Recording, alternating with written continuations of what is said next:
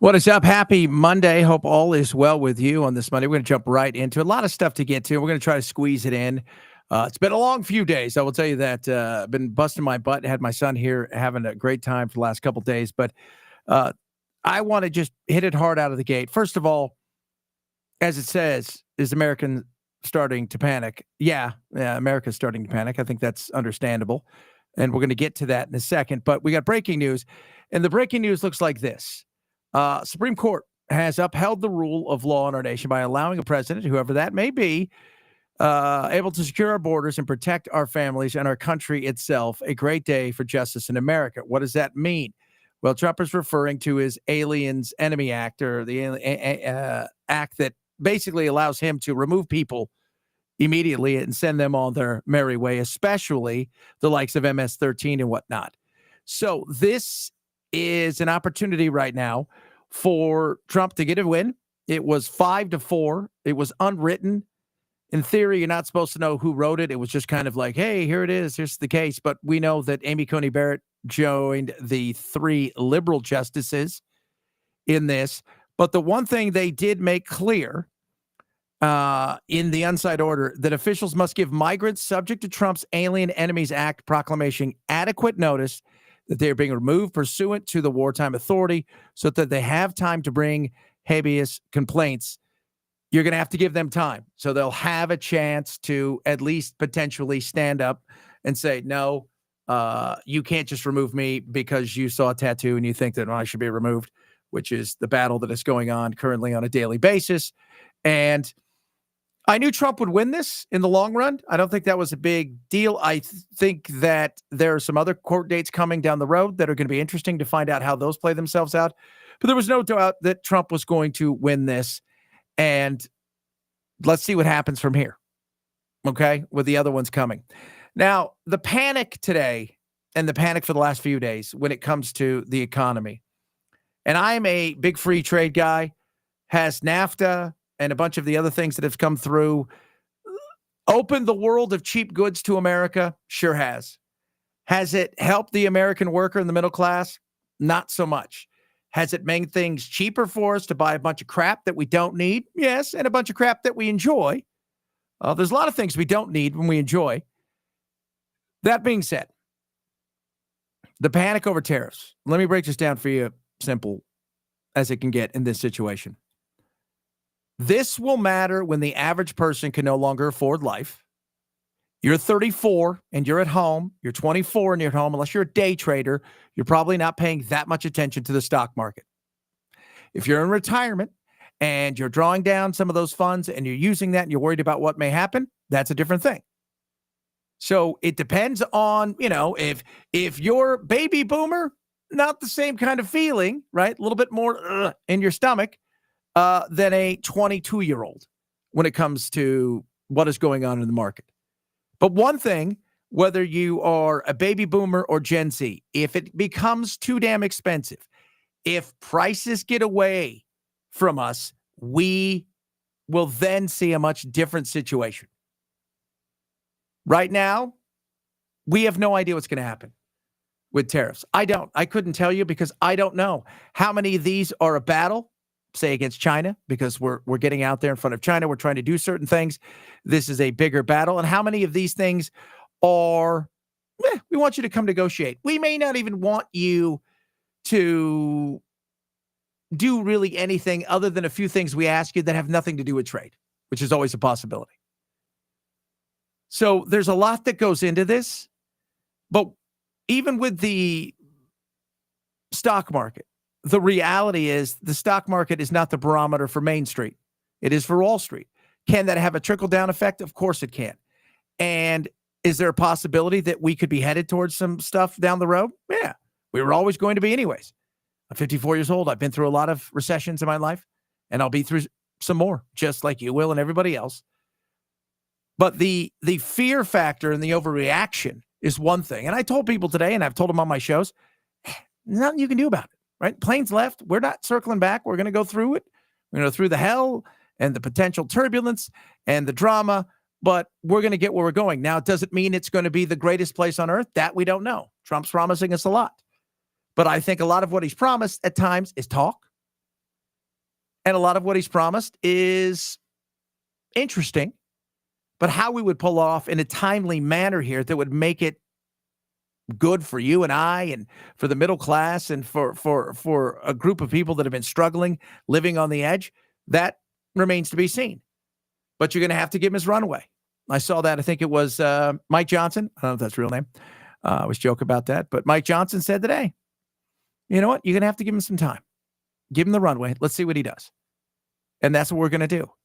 But when it'll start to become a political issue, when it starts to become something where the fear is the average congressman who's fighting for his job, the average congresswoman who's fighting for his job, who maybe, just maybe, eked by, could be there for the taking, that's when you'll see people start to get nervous, when not the Doge stuff, but the real life stuff of day-to-day expense getting more expensive and out of reach, having dealt with inflation and a lot of the insanity over the last 4 years. That's when you're going to start to see people go, okay, no, we can't have this. But let's see what it looks like. We're a few days in and people have already lost their blanking minds. Not a shocker. Not a shocker. Over the weekend, it was a hands-off weekend. Hands-off stuff. Mostly Social Security, which hasn't been touched in the way that these people like to think. But not everybody really had an answer for why they were there. Case in point, my guy right here, and he's not my guy because he's my guy. I think he's my guy because I think, honestly, he saw a bunch of people and thought, there may be some chicks. He's not really spitting game, and he has no idea what he's talking about. So what makes Trump a fascist?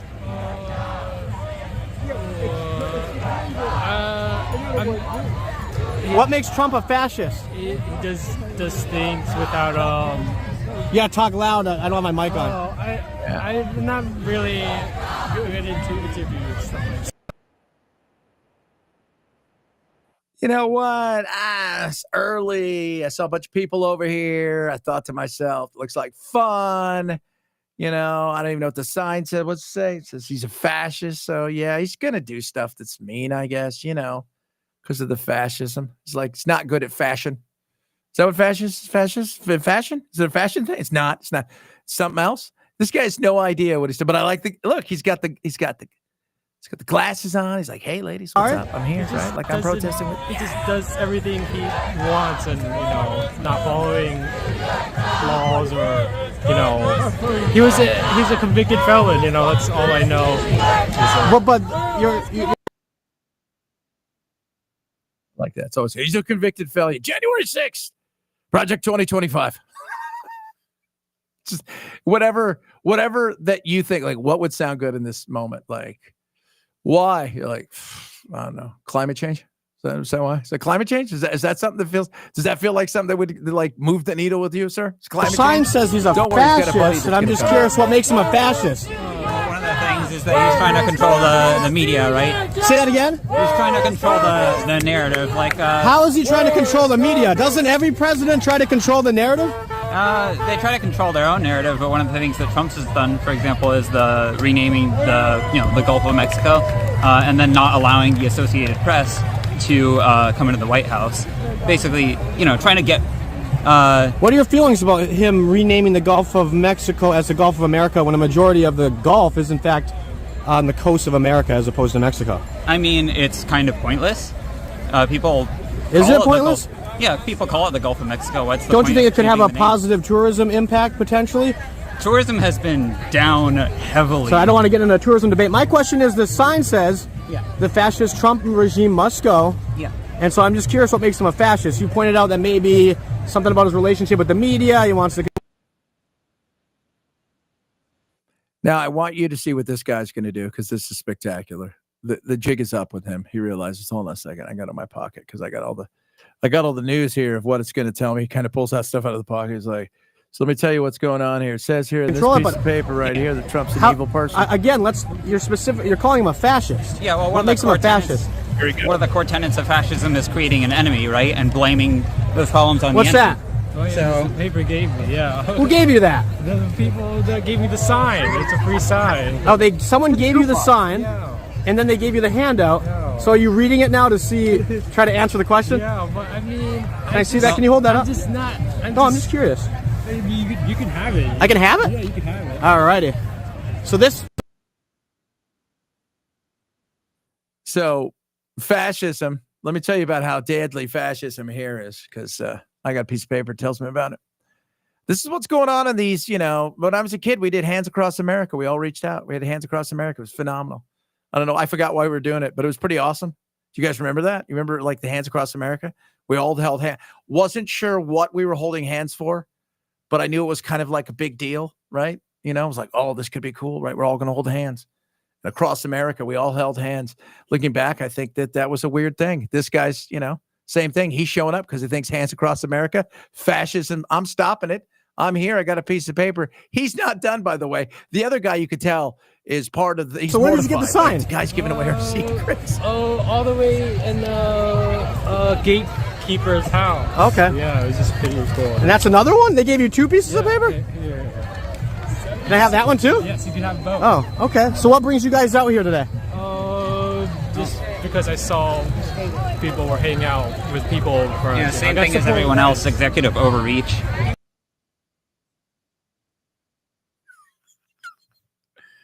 What brought you out?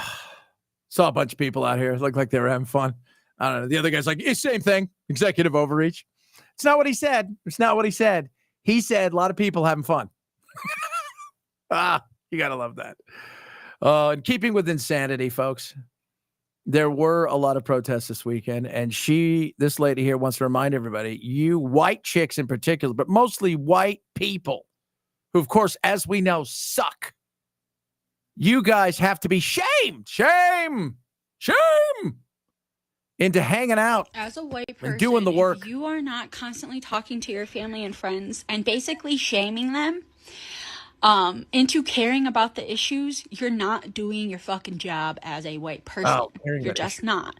Yesterday, I was successfully able to shame people into staying at the protest that we were at, and it works. You need to let white people know that they are the weakest link. They are the reason we are in the fascist country that we are in today. It's okay to say that. It's okay to say that to your fellow white people. You need to say it. You need to get comfortable talking about race, saying black, saying brown, talking about issues. You need to start getting comfortable, and you need to make sure that the white people in your life get more angry. And even if they're not angry, and even if they're sort of annoyed that you even mentioned it, shame them, make them stay, make them have the conversations. Yeah, do the work. I have no idea what that even means. I shamed them into staying. I pulled a gun on them. They stayed. They were not happy about it. And shame on them. Got to do the work, people. You know what? You got to do the work. If you have to shame somebody into doing, that's like your mom shaming you into doing something, right? You're like, oh, I guess, your wife. Are you playing golf this weekend? I was going to go today. Oh, are you? Well, that's fine. You can do that if you want. You're like, oh, God. Hey, I had fun at the protest. I'm going to leave. Oh, are you? Well, that's fine. Well, whatever. I guess I'll fight fascism on my own. These people are insane. It's a shame that it doesn't work. The shaming of Americans. And finally, to our favorite latest celebrity, ladies and gentlemen, Miss Jasmine. So I had to go around the country and educate people about what immigrants do for this country, or the fact that we are a country of immigrants. Right. The fact is, ain't none of y'all trying to go and farm right now. Okay, so I'm lying. Raise your hands. You're not. We done picking cotton. We are. You can't pay us enough to find a plantation. I know that's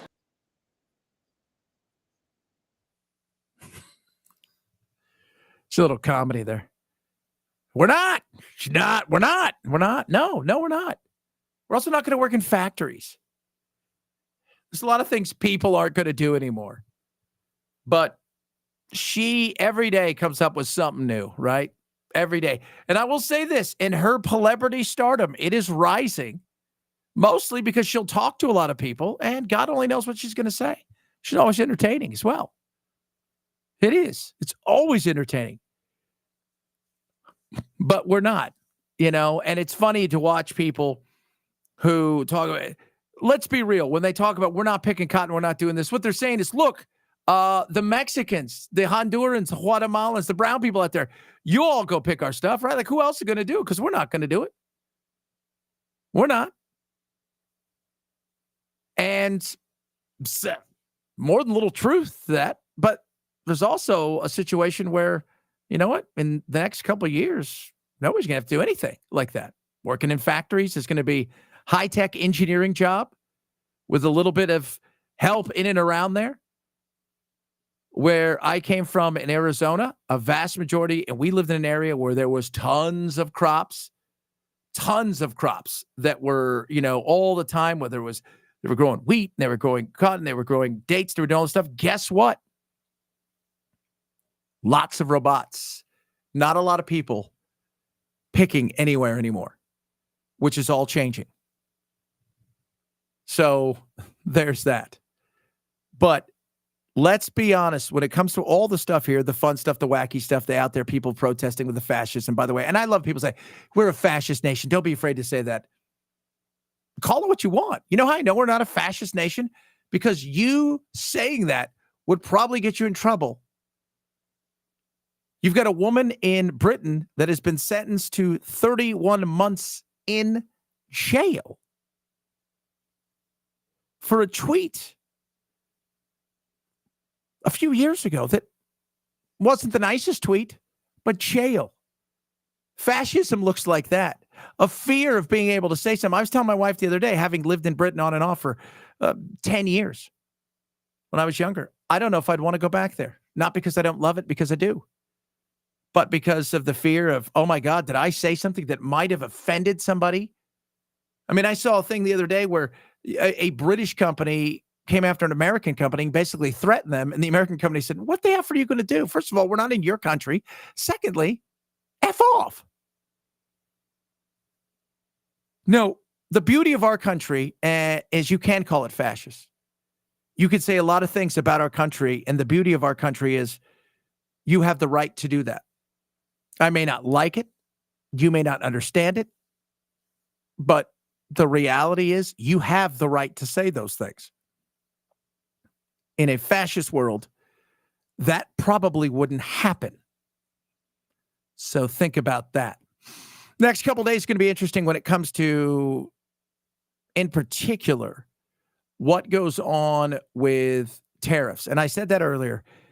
Tariffs can be, they're all over the place. We've got tariffs, we're tariffing an island with penguins on it. And, we're tariffing a country that has virtually no exports and couldn't afford to, we could buy with $1 half their country essentially. And they couldn't afford to pay our tariffs to get any of their stuff in here. But it's all of these things are starting points. They're not ending points. You're going to see markets upset because markets live on stability. That's what markets want. They want stable times. And right now they feel it's unstable. Is it going to be uncomfortable for a bit? There's a good chance it is. Could we see a slowdown? Absolutely. Could we see small business pull back? And the number one thing we have said on my radio show and here, and this is the number one thing, consumer confidence is the only thing that matters. If you feel confident and I feel confident, we're going to spend money in a much different way than if we don't feel confident. So right now, if you feel good in what's going on in the marketplace, you're going to spend a little money here and a little bit of money there. Yeah, you feel confident about it. Absolutely. If you are a business owner and you think you've got growth coming and you think that, hey, I can see where this is going, I'm going to invest in my company in a little bit different way by adding new machinery, adding employees. If you feel unsteady in what is happening, you're going to pull back on your spending. You're going to pull back on your investing, and that's going to slow the market down. This is going to be bumpy at times. It's going to be uncomfortable at times. And I'm not saying it's going to work or it isn't going to work. I wouldn't be surprised if it's a bit of a mixed bag. But Trump is going to do what Trump does. And I always say, give him the leeway, give him the runway, see what he does. The one thing about Trump, he gets it. You may not like the way he acts. You may not approve of the way that he does things. That's totally understandable. You may hate him because he's a fascist Nazi. but he understands people. And that is a good thing. He didn't bullshit. He understands people. And when it comes to something like this, if the market, not just the market, the stock market, but the economy itself starts to slow to the point where it's uncomfortable and the people that help get him elected really feel it and their voices are heard, then you might see a change in the way that things are done because he is willing to change. But when it comes to China, I think this is something this is not just about tariffs. This is a battle of might and a battle of will. When it comes to a lot of the other countries, yeah, I think we'll see a lot of those things taken off or cut down dramatically in the coming days. But the China thing, I think, is going to be something that is going to be here for a while. And I think this is much bigger than just whether or not we're going to put, tariffs on socks made in China by a 4-year-old. Oh, that's not very nice. It's true. We all like cheap socks. I like good socks. Yeah, but you're not spending $10 for a sock, but you will spend $1 for 10 socks. It's kind of the truth. And I know it sounds horrible that we say that.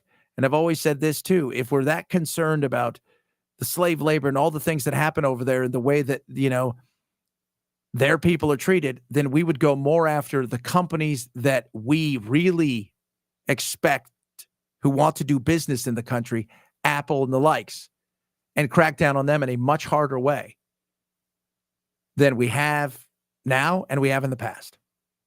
You guys have a blessed rest of your night. Tomorrow, a little bit earlier, we're going to jump on this. I've got a big dinner thing tomorrow, so we're going to jump on this a little bit earlier. But also check out, if you're watching this on YouTube, like and subscribe. That helps us out. Check out our Twitter and our Instagram. And then, of course, make sure that you check out our podcast and our radio program, which is 6 a.m. to 9 a.m. Pacific, 9 a.m. to noon on the East Coast. You guys have a blessed rest of your day. We will do it again mañana, as always.